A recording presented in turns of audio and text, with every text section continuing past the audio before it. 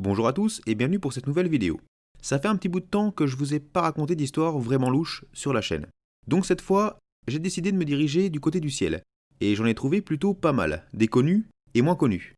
Donc j'en ai choisi certaines que je vais vous raconter en 3 épisodes. C'est la première fois que je fais ça et franchement vous allez voir, c'est assez fascinant. Le problème que j'ai rencontré, c'est au niveau des sources. Car quand il s'agit de crash ou de disparition d'avions de ligne, on en trouve pas mal. Comme par exemple pour le vol MH370. Mais quand il s'agit de petits avions de tourisme, eh bien là ça se complique un peu, car beaucoup de disparitions étranges sont relayées par des sites d'ufologie ou de paranormal. Et parfois malheureusement, les histoires sont quelque peu amplifiées pour appuyer la thèse extraterrestre, donc difficile de démêler le vrai du faux. Par exemple, pour l'histoire qui va suivre, même si elle est à peu près la même partout où je l'ai trouvée, eh bien parfois certains éléments diffèrent. Mais cette histoire est pourtant bien réelle, le problème c'est les potentiels petits rajouts de certaines personnes. Mais bon, attention, je n'ai rien envers les personnes qui croient en l'existence d'aliens, malgré mon esprit sceptique, je sais rester ouvert. Et d'ailleurs, personnellement, je crois totalement possible l'existence de vie intelligente ailleurs que sur la Terre. Mais ça, je m'en expliquerai à la fin de l'épisode 3. Pour le premier épisode, je vais vous raconter la traque d'un objet volant non identifié par 3 avions de combat de la Seconde Guerre mondiale. Et pour les photos d'avions, ne soyez pas choqués que leur couleur change ou que le numéro ne soit pas tout le temps le même, car il n'y a que très peu de photos sur cette affaire, donc j'ai dû en piocher par-ci par-là. Donc si vous êtes fan d'histoires bizarres, prenez-vous un petit café ou un chocolat et installez-vous confortablement. Et on attaque maintenant.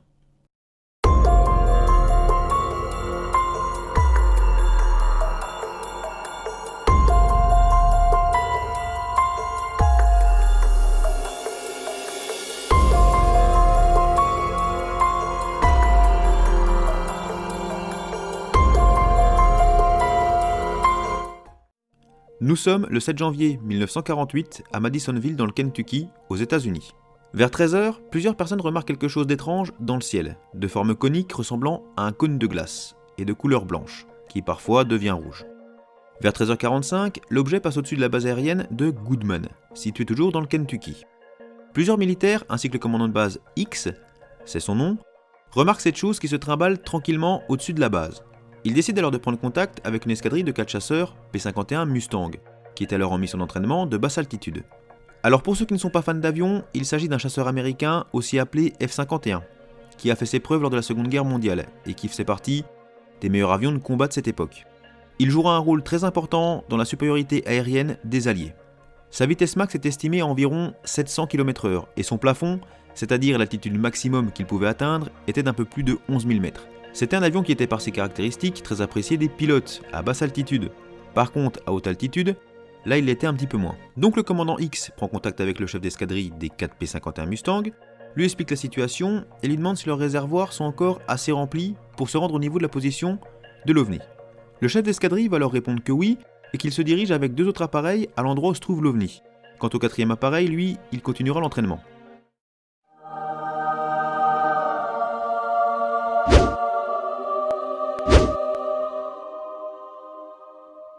Dans la culture populaire, OVNI est souvent égal à extraterrestre ou soucoupe volante. Sauf qu'en fait, non. OVNI, ça veut dire objet volant non identifié, donc pas forcément extraterrestre.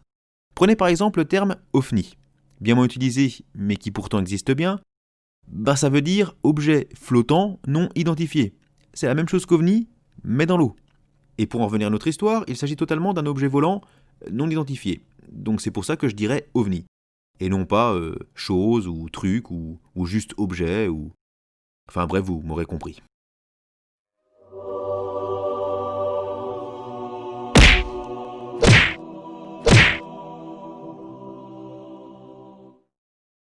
Donc sur les 3 pilotes qui commencent leur nouvelle mission, on va retrouver le jeune chef d'escadrille, âgé de 25 ans, le capitaine Thomas Mantell, qui a d'ailleurs participé à la Seconde Guerre mondiale. Donc il est jeune, mais expérimenté.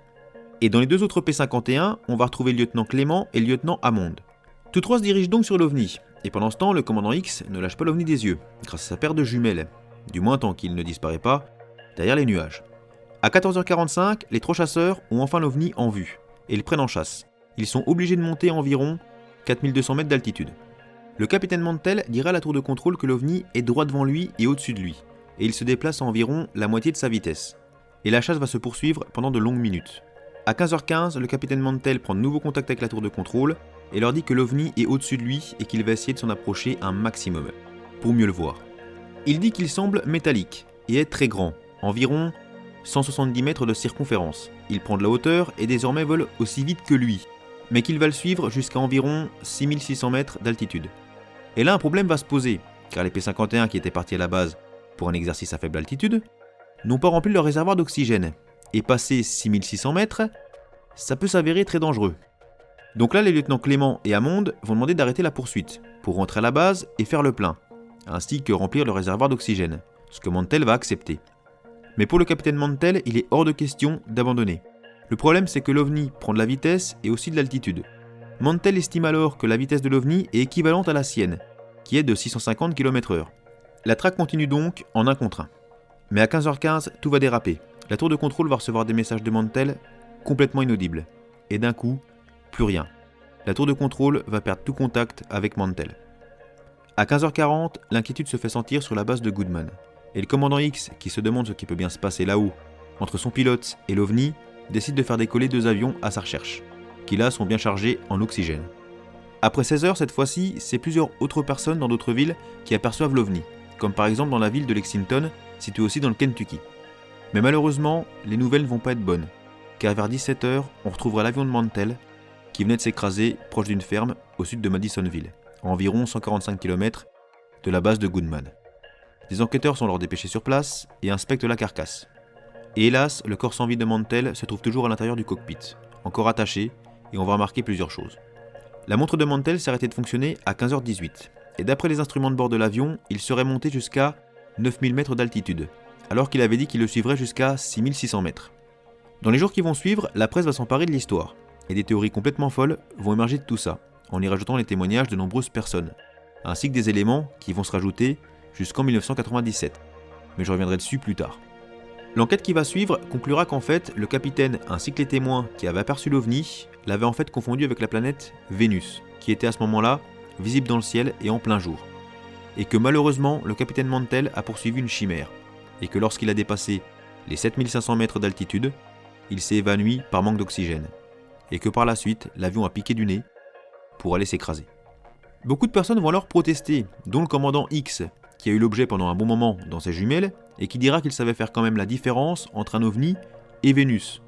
Puis finalement, quelques temps après, l'US Air Force fera machine arrière, en disant qu'en fait, il s'agissait d'un ballon stratosphérique She-Hawk de la marine qui avait été lancé de Clinton dans l'Ohio. Un ballon She-Hawk, c'est ça. Il s'agit d'un ballon de haute altitude qui sert aux recherches atmosphériques pour des besoins météorologiques, ou autres, dont les premiers lancements ont eu lieu fin 1940. Mais certaines personnes vont protester en disant qu'il est impossible que des chasseurs de l'armée ne puissent pas rattraper un ballon porté par les vents. Et enfin, en 1997, le capitaine Dwessler, l'un des enquêteurs de cette tragique histoire, dira que l'état de l'appareil ne correspondait pas à un crash en piqué. Pour lui, au vu de l'état de l'avion, on aurait dit qu'il était tombé tout droit sur sa face ventrale, ce qui est logiquement impossible, vu le pot du moteur situé à l'avant de l'appareil, et que rien n'est abîmé aux alentours de l'avion. Bon, maintenant que je vous ai raconté l'histoire et ce qui en ressort, essayons de décrypter tout ça. Alors déjà, les sources. Comme je vous disais au début, certaines choses varient, et je vais vous en citer 3 en exemple. Parfois les témoins parlent de boules bien rondes, parfois de cônes et parfois de cônes inversés. Et ensuite il écrit que les 3 P-51 n'étaient pas chargés en oxygène. Or j'ai pu lire aussi que la réserve d'oxygène du P-51 de Mantell a dysfonctionné. Ou alors c'est que Mantell était équipé en oxygène et pas les autres. Mais dans ce cas-là, pourquoi, étant donné qu'ils faisaient tous les 3 le même entraînement? Et pour finir, le plus fou que j'ai pu lire, c'est que Mantell aurait dit, quand il était proche de l'OVNI, qu'il voyait des gens à l'intérieur. Pour ce qui est des autres témoignages, des personnes ont affirmé avoir vu l'avion exploser en vol et tomber en boule de feu. Or, c'est pas du tout ce qui ressort de l'enquête, et a priori des photos non plus. Pourtant, des gens l'ont bien affirmé. Et enfin, quand l'enquêteur Dwessler dit que l'avion est tombé droit sur le ventre et n'a rien abîmé autour de lui, j'ai lu tout le contraire sur d'autres sites. Maintenant, je vais vous dire ce que moi j'en pense pour ceux que ça intéresse. Personnellement, pour moi, Vénus, c'est totalement du foutage de gueule.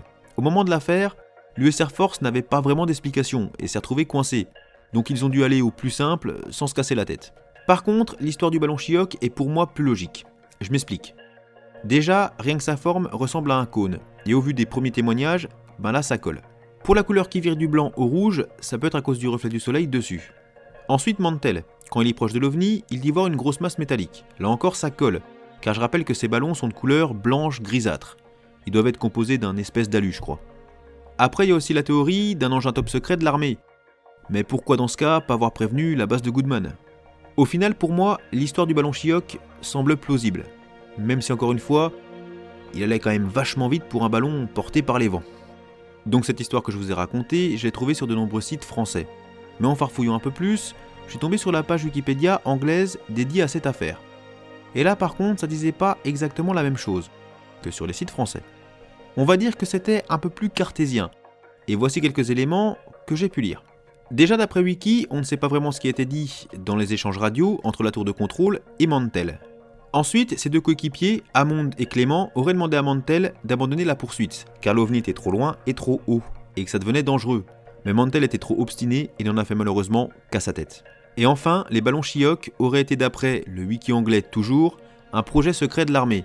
Donc si c'est vrai, aucun civil ni aucun pilote n'aurait pu savoir ce que c'était réellement. Il y a encore d'autres choses intéressantes, et pour ceux qui voudront en savoir plus, le lien est en description. Bref, cette histoire reste quand même l'une des plus connues et les plus folles de l'histoire de l'ufologie. Et encore une fois, même si je suis sceptique, j'adore ce genre d'histoire, que je trouve juste passionnante. Même si malheureusement, ça s'est mal terminé. Si vous avez d'autres idées de ce qui a pu se passer, ou si vous n'êtes pas d'accord avec moi, n'hésitez pas à le noter en commentaire, mais dans le calme et la bonne humeur.